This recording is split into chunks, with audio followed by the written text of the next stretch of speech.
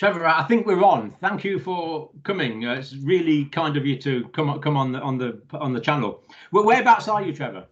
Okay, I'm in Port Elizabeth, South Africa. That's in the Eastern Cape province. Okay, yeah. All right. And of course, we've heard a lot about South Africa, and the news from South Africa is actually quite difficult to get sometimes. But that's very grateful for you coming on. And you're a teacher and an academic, aren't you, by trade? I am, yes. I teach part-time for various different institutions as well as private students, and I was also a lecturer at the university before. Okay, right, good. Now, how's your health been, Trevor? It's been fairly good, luckily. I went for testing once for COVID, but luckily that came back negative. It was just a flu that I had from stressful situations and so on. Sure. So luckily, I've been keeping well. Yeah, sure. Then was that testing free? For me, luckily, my medical aid did cover it because I don't always cover everything. So then it was free, and I got the test back in about 3 days, which is good. If you go through the state facilities, then it's also free, but then you've got to wait 7 to 10 days for the results. Oh, really? That's the difference. Yes, yeah. Right. So if it's 7 to 10 days and people don't self-isolate, you're going to get spread of infection in that case, aren't you? Yes, exactly. Yeah, That's it. Sure. Yeah. So what have the public restrictions been like? I mean, are people wearing masks? Is there good social distancing? Is there order in society? Is there good hand hygiene? All right, so I've taken the social distancing very serious because I'm really fearful of getting this condition for many reasons. I mean, I'm scared my medical aid won't pay. I'm scared because my immune system is probably not the best from all the stress I've been under, financial difficulties and so on. So I haven't been getting out much. But the few times that I have been out, I must say I haven't noticed good social distancing. The malls and shops are overcrowded and jam-packed. Most people are wearing masks, at least, I must say. But it's like they don't respect social distancing. They right up in your face looking at items on the shelves, and that really has been bad. The roads have been packed. So yeah, that hasn't been too good. So it sounds like there'd be a lot of community I mean, the good thing about it is wearing masks, but there's still people still close together, which obviously is not what we would want. Yes, yeah. And I mean, especially the younger generation, they've been the ones that disregarded completely. There's been lots of house parties and parties going on. At the beginning, when we had the strict level 5 and 4 lockdowns, it was a little bit better then, but people would still take a chance going out because we were not allowed to at all. Right. But people would do it and have these parties, and the police wouldn't really do anything about it, you know. Now they've eased the lockdowns, and now people can freely go out, but they advise to take care, which many people don't do from the occasions when I've gone out and what I've seen. So there's a lack of public education there, or a lack of public awareness, or deliberately disobeying the rules. I mean, why aren't people complying with these regulations? I would say it's a bit of both. Maybe in the rural areas and that it's a lack of education. They really don't know what is best and what the situation with the virus is. But now if you look at more the upmarket areas and the city areas, everybody knows that the virus can be dangerous, but it's like they want to put their social rights above their health. You know, they don't want to be restricted and dictated to by government. And they want to show that they will go out and they will do what they want to do. So I'm going to do what I'm going to do, and no government's going to tell me what not to do. Yeah, it's that kind of attitude, basically. Yeah, exactly. Yeah. Is there quite a few languages spoken locally, Trevor? There is. Yeah, in the Eastern Cape, it's English, Afrikaans, and Xhosa. Those are the three main ones. But if you look at the whole South Africa, I think, is it 9 or 11? I'm not sure. It's either 9 or 11 official languages. So that could cause complications in communication. Definitely, that could also be a problem. Yeah, certainly. I mean, have the government taken steps to try and communicate in different languages? I actually don't know, but I don't think so. I mean, every time when the president addresses us once a month or so on giving us updates, it's in English, which is the main language, and then they have a sign reader in the corner showing, you know, the sign language for those that maybe can't hear. Yes, yeah. But I don't know about it being translated into any of the other official languages. Interesting. Yeah. What's the law and order sort of situation like where you are, Trevor? Is it quite safe walking out at night time? I would say no, but that's not even that's not as a result of the pandemic only. It's been like that long before the pandemic. Over the last maybe 10 years or so, it started to become a very dangerous country.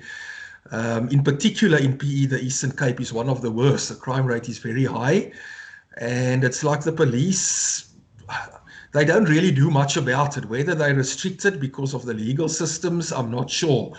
But I mean, personally, where I live, we've had lots of crimes committed here, and the police is yet to actually make a successful arrest or conviction, even though they know where the criminals are and where they live. So it might also be a fear. There's a lot of gangsterism in that going on, but it's certainly not safe to walk at night. I wouldn't think so. Right. So there's quite a lot of burglaries, quite a lot of theft, quite a lot of violence. Yes, violent crimes, burglaries, theft, arsons, even things like that. Yes.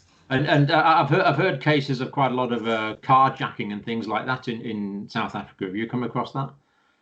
Very common. I've heard about it a lot. Fortunately, Yeah. not with me. I've been a biker my whole life. I don't have a car, so Hey, so am I. I'm a motorcyclist. yes, I believe so. Awesome. Yeah. Right. So, Okay. So I mean, why is there this problem? Is it due to? I mean, of course, the former president Zuma, isn't it, is under corruption trials yes, at the yes, moment. yeah. That's public domain knowledge. So corruption has definitely been a problem in South Africa. Yeah, a lot of endemic corruption. I mean, since basically when Mandela took over, that was great still. He was a good Sure. president. It He was a ran the great country beacon of very hope, well. the Mandela era, wasn't it? Yeah. Yes, Great. yeah, Yeah. definitely. I mean, I'm a big sports fan also, and I always used to support the other countries because they play better sport than South Africa. But in '95, with that Rugby World Cup, even I supported South Africa then under Mandela and the whole nation coming together. Absolutely.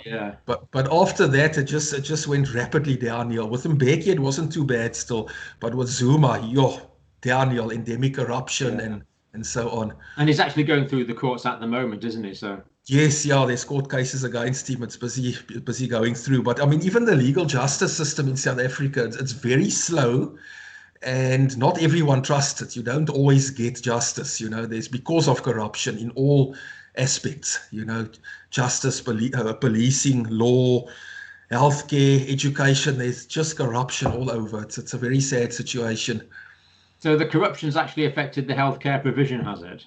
Yes, yeah, very much so. I mean, if one is fortunate enough to have a medical aid that pays, because they don't always pay, then you can go to the private hospitals and get good care.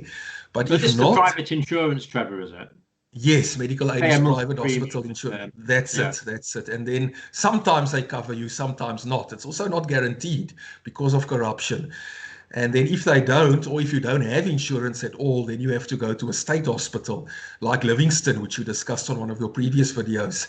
And I mean, I've been very strict on social distancing and staying indoors.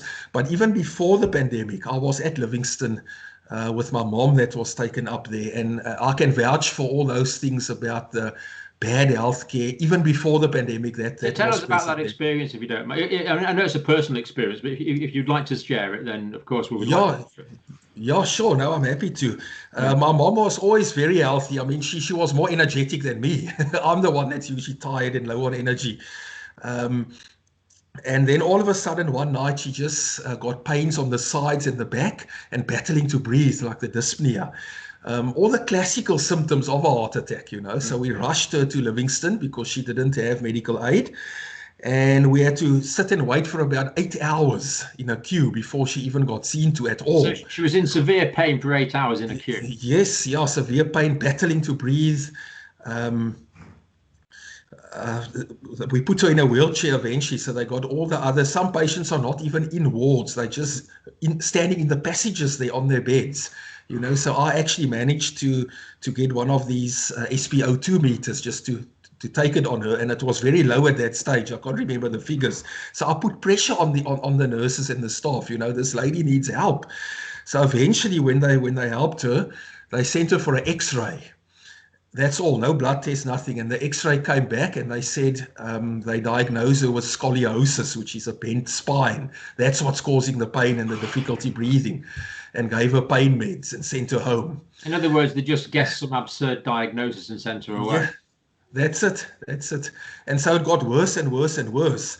And then the next day, my brother and I clubbed together to get the money for a diagnosis at a a private hospital at Green Acres Hospital, which was about 4,500 rand. What is that in dollars? Divide 20. Roundabout, it's about $225 for a diagnosis. For the diagnosis, yeah. Yes, yeah. And then they did the proper blood test, oxygen saturations, everything, and they found that the troponins were high. In other words, she was in cardiac arrest. So then they were. Let's just explain it. Troponins is released by damaged heart muscle. Oh, that's it. It's not cardiac arrest. It means she's had a myocardial infarction. Oh, okay. Sorry. So it actually means she's had what everyone would call a heart attack. Part of the blood supply to the myocardium has been cut off. Yes. So it's a classic MI. It's a myocardial infarction. Very serious medical condition, of course. Yeah, definitely. So that was diagnosed. So they wrote a report, and based on that report, she could be straight away admitted into ICU at Livingston, because it's coming from a doctor, and the ambulance had to then transport her there. Otherwise, we would have to go through all those queues again, you understand? But then, I mean, it's even then, when they had the diagnosis, they still didn't give her the proper treatment. She was there for 6 weeks. She went into heart failure eventually. Then they discharged her prematurely, and then she had to again go back. And in the end, she passed away because of the medical negligence, you know. And I mean, I went to visit her every day, but I was spending more time fighting with the doctors and nurses than actually visiting my mom, just trying to get her good treatment and doing my own research on the sideline. And she lied there. Not only her, the other patients also, they lie in their own urine, in their own feces. The nurses don't even clean them. It was a filthy place, you know. Yeah, so I can only imagine now with the pandemic. I'm so sorry for your loss, Trevor. That's just terrible to lose your mother in those circumstances. Yeah. I mean, I've done some A&E work myself. I did it part-time for 3 years. And, you know, if someone's in pain, you know, that's an absolute priority. You know, I'd like whiz them in, get some morphine and do whatever it takes to take away the pain. You know, the idea that she was left there for 8 hours is just unimaginable, inexcusable, appalling. Yeah, and I mean, then even when they moved her from the ICU back to a normal ward, before she was ready for that. I mean, I've got photos. I'll send you afterwards what she looked like in the normal ward. Cyanosis, swollen up, you know, edema. And I said, you know, this lady must go to ICU. She can't be in this ward. She needs special treatment. No, they can't. She must stay there. And you know, it's just, it was terrible. So let's just explain that. Cyanosis is the blue discoloration of the skin. Yeah, and yes. Saturations are like 80% or something or lower. Yes. And they didn't see that as a serious clinical feature. They didn't see it as that. They said, no, it's not serious enough to warrant ICU attention. Yeah. Well, I think there's enough said on that. That's just unbelievable. Yeah. So, and then on top of this, you've got the influx of patients from the COVID-19. So we've had these appalling reports about patients fighting for oxygen and not getting proper care, and people dying in corridors. I mean, all those are credible reports then? Yes, I'm sure they're credible. Although, as I say, during the COVID time, I didn't go back again to the hospital. I'm too scared that I contract COVID. So I've been getting consultations online and having medications delivered and so on, because I'm on chronic medications and that as well. But I'm sure it must be true, because even before COVID, I witnessed things like those. Even before the pandemic struck, there were people without beds sitting and lying on the floors waiting for treatment in those long queues. This is before COVID. Even before COVID. So there's no reason to assume it wouldn't be like that now with the extra influx of patients still. Yeah, indeed. Now, so the public health precautions for COVID aren't very good, and the treatment, if you need treatment, also is really quite poor. So it's not a good situation, really, is it? It's a difficult situation. Yeah, very difficult. I mean, if a person doesn't have medical aid and wants to go for testing, you'd have to wait 10 days, plus take the risk of being infected while you're going for testing, because there's no social distancing. And where the only other option would be to pay something like 2,000 Rand, which is like what's it, $200 up front for a private test. So there's a lot of profiteering. Which, of course, most people simply couldn't afford. Don't have, exactly. So then they don't go for the test and carry on spreading the virus instead. I mean, many people in your area are on a very low income, Trevor. Yes, yeah, very low. I mean, me myself, I work multiple part-time jobs just to survive. I'll tell you a secret. I myself am medically boarded. I had an incident in 2013 at the university I worked at where they treated me very badly over 12 years, kept me on contract, bad treatment, blamed me for students failing, and all things like that. So I had a bit of, as I told you, a Winston depression incident.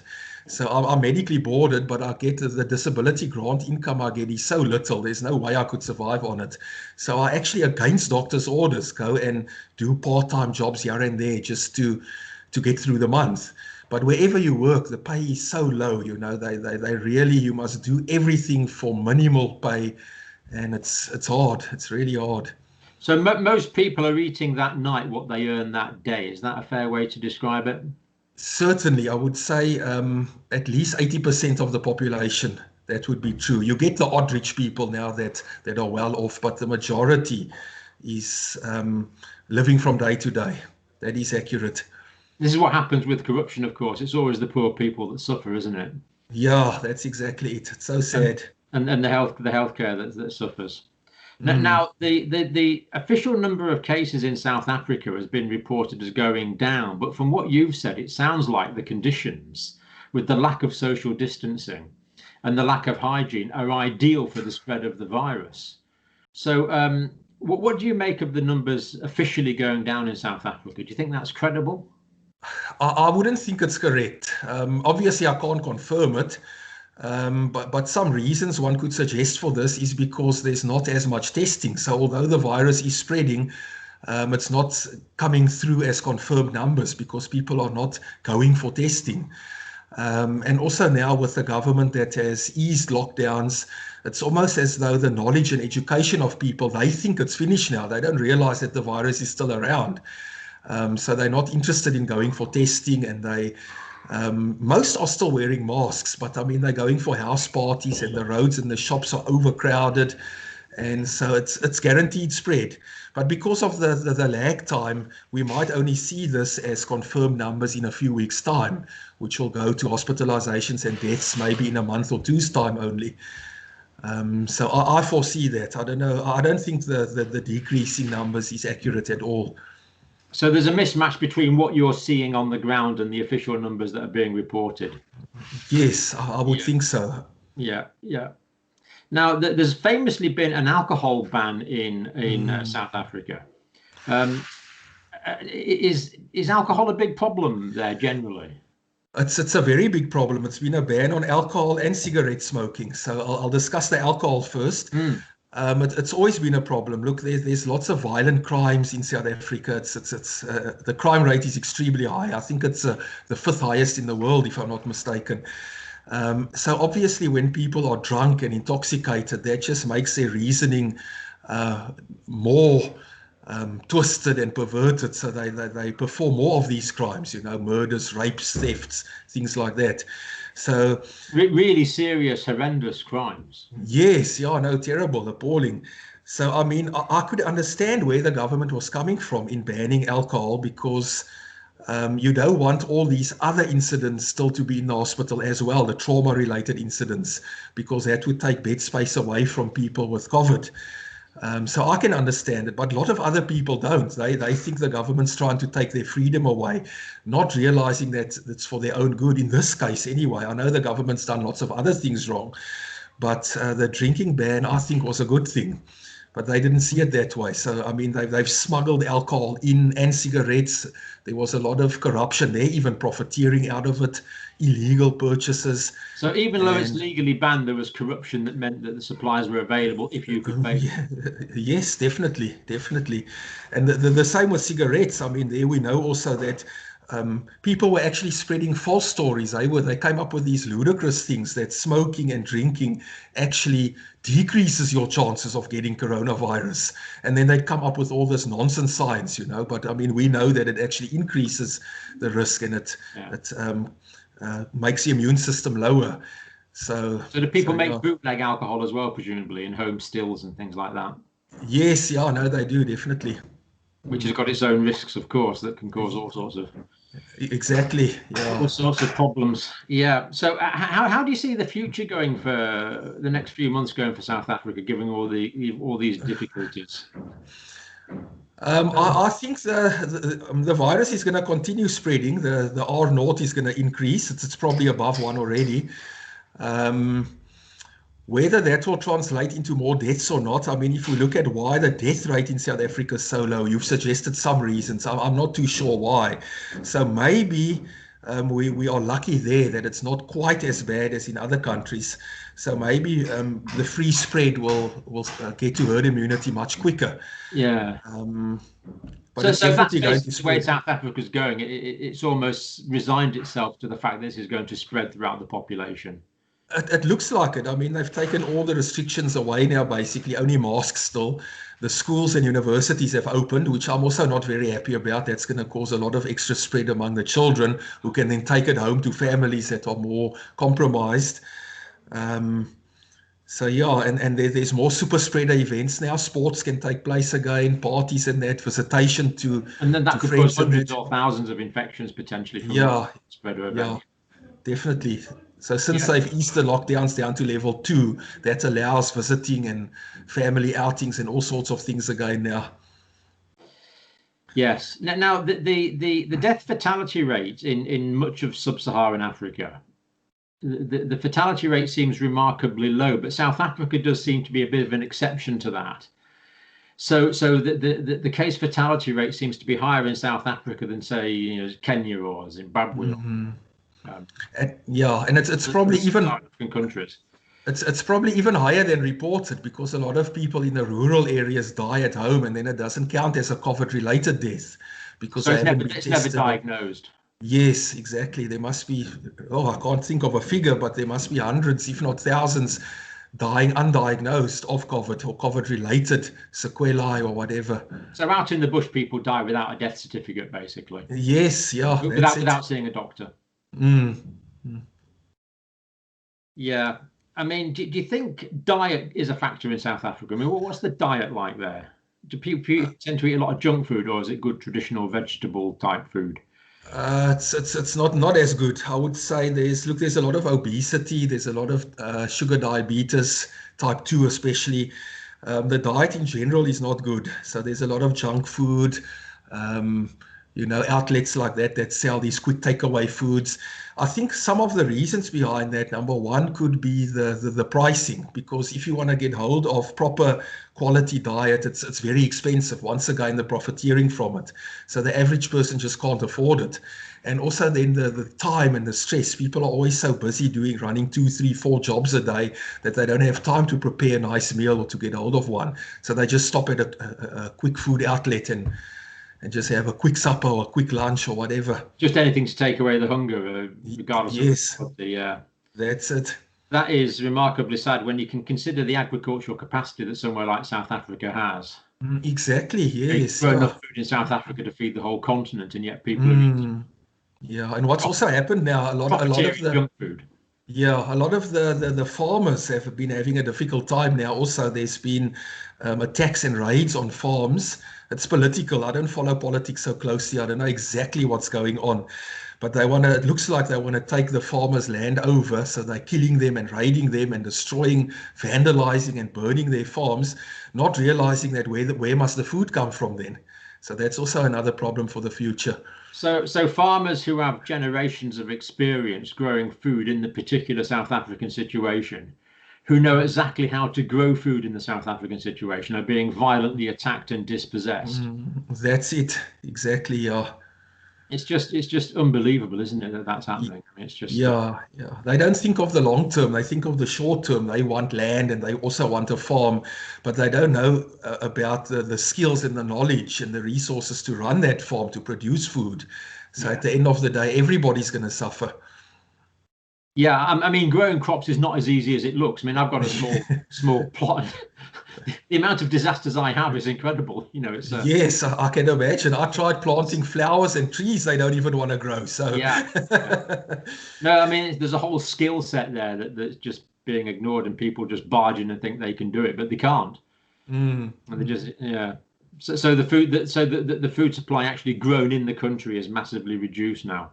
Yes, that's it. And even the few farmers that do still, even with them, there's endemic corruption because they are like injecting their produce and their animals with hormones to make them grow quicker, and then it's not as nutritious, so that they can sell more quickly. And that's apart from the animal welfare point of view as well. Of course, Of that. yes, yeah. Yeah. Now, in South African, it's probably difficult to describe South African culture because there's so many different ethnic groupings there, isn't there? Yes, yeah, it's very diverse. There's European groupings and there's different African groupings that come from different tribal traditions in Africa. But generally, I mean, do you think people get much time in the sun to make vitamin D? Or do I people would. tend to hide away from the sun? Most people are indoors, I would say. Well, certainly the sphere of influence and circles that I move in, academic and that, the farmers obviously would spend more time outdoors, but it's becoming much more commercialized indoors. All work is being done indoors. So certainly vitamin D would be a big problem. At the moment, it's also winter time by us now. So the weather's been very cold and rainy and so on. Actually, in the Eastern Cape, it's a good thing, all the rain we're getting, because we're going through a drought. So I hope it's raining in the catchment areas. But the fact is, it's not a time for vitamin D to be produced at the moment, even if you are outdoors. So I would think that's a big problem. When I went for that testing that time, the doctors also gave me vitamin D boosters. They gave me 50,000 international units to take once a week for 4 weeks, just to strengthen the immune system a bit. So I'll finish taking that now. So I'm glad about that because that is definitely a big factor. Well, it's good that the local doctors are aware of that. That's Yeah, I actually asked them for it. I've learned a lot from your programs, John. I really want to thank you for it. And I've challenged doctors and all on it. So definitely one of the other initiatives, I must tell you, one of my classes that I taught from January to June, it was a grade 9 science class. And like 14-year-olds. Yes, yeah, 14, 15. I changed which we can do at the lower levels. I changed the textbook a bit. Instead of learning about ecosystems and all this nonsense, I actually taught them virology and COVID virus. Excellent, well done. I got some tips from your channel and 2 other channels, and I actually used that as a course book for them. So make it nice and practical for them. And then hopefully they'll take that knowledge home to their parents and their friends and the peers, and that'll like spread out, hopefully. Yeah, that was the intention. That's why I did it. Yeah. You know, I was so relieved when I heard about the low case fatality rates in many sub-Saharan African countries, because I thought it would just be a complete disaster there. I mean, we know that it's a younger demographic, but we also know there's a lot of comorbidities, but that's looking promising. But South Africa is just this anomalous country that seems to have sort of Western style death rates. Now, I think you've given some of the reasons for it there: the lack of vitamin D, the lack of good nutrition that's often not affordable, and not only that, if that's replaced by junk food, that's actually bad. You're getting like fructose, and you're getting hydrogenated fats, and all the things that simply aren't going to help the immune system. You know, it's definitely. And then also exercising. I mean, okay, now there's been lockdowns, we couldn't do sport, but even before that, people just don't want to play sport and get outdoors anymore. Even the children, the youth. Really, because you think of South Africa as being such a sporty country, don't you? Oh, yeah, not really the area I'm in. You battle to get people interested in sport. Way back in the day, I used to love sport very much. It would be an easy thing to get a lot of people involved. But over the last 10, 15 years, there's been a change in mindset and culture. They indoors, they just want to be on their phones and TV games, and they just don't want to play sport anymore. So, I mean, that would also contribute to poor health. I'm sure there's a research project there for a sociologist, Trevor. That sounds terrible. Yeah. So lack of exercise, the obesity, the diabetes, and presumably there's things like high blood pressure that are quite common as well. Yes, I would think so. To go together with heart disease and everything. Yeah, and of course, I mean the lifestyle of stress and fear. Everybody's wondering where their next meal's going to come from. Are they going to be assaulted in the street because of the crime? So there's this constant stress and fear and in the subconscious all the time, which is also not good for things like blood pressure and so on. Indeed. I mean, it sounds like almost anarchy. I mean, this is an appalling situation. Yeah, it is sad. And like I say, especially when I think back to my younger days, it was never like this. It was a rapid change over the last 20 years or so. Everything just changed. It's very sad. So since Mandela left the presidency, Yes, I would say so. things have gone Exactly. downhill rapidly. Hmm. Yeah, Trevor, that is just uh, deeply disturbing, but strangely fascinating insight into South Africa, and it certainly makes a lot of sense of the aspects of the pandemic that haven't really sort of hung together and made sense in South Africa. I mean, is there any other factors that you think could positively or negatively affect the pandemic over the rest of this year, over the rest of 2020? Well, I think people should just start taking responsibility. They must, and that comes also with knowledge and education. Yeah, If we can try and get more knowledge and education out to the people to realize that this virus is real. It's not a conspiracy. It's not a politically driven thing, which some people think it is. It's a real threat. If they can realize that and then also consider not only themselves but other people. I mean, yeah. it comes down almost to values and ethics and integrity. So many people just care about themselves, you know. Um, So this needs to come from the top as well, doesn't it? We need the top down from the government, and we need the bottom up from the people. yes, definitely, I would think so. The government should. I think they eased the restrictions too soon. They should have kept. I'm not saying a draconian level 5 lockdown, but at least keep it at level 3 or so. They went too quick to level 2. But the kind of endemic corruption really has lowered everyone's wages, which means everyone's struggling to meet their basic needs. That is also true, yes. Yeah, so people had to work. I mean, they kept the essential services open, but then there was also a lot of confusion about what is essential and what's not. Like, I mean, now, for Yeah, example, in was it level 3 or 2, they reopened the casinos, but they kept the churches closed. So they tried to say a yeah, casino is more essential than a church, which yeah. which doesn't quite make sense. But yeah. The other thing that I found so bad about the reports from South Africa was what I don't know what you would call it really, the collateral damage. So the people that weren't getting healthcare, as you say, because of the concentration on COVID.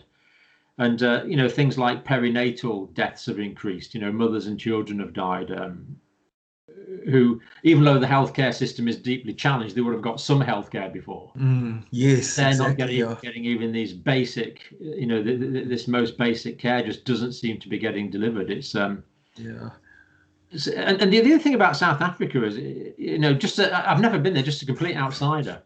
So some of I met academics from South Africa when I worked in academia, and there's very high quality academics going on there. Mm, mm. World class in some areas, and I guess you step out of the university ivory tower and you're into sort of a township violent tribal situation. Yeah. That kind of mismatch is really hard for me to Mm. understand.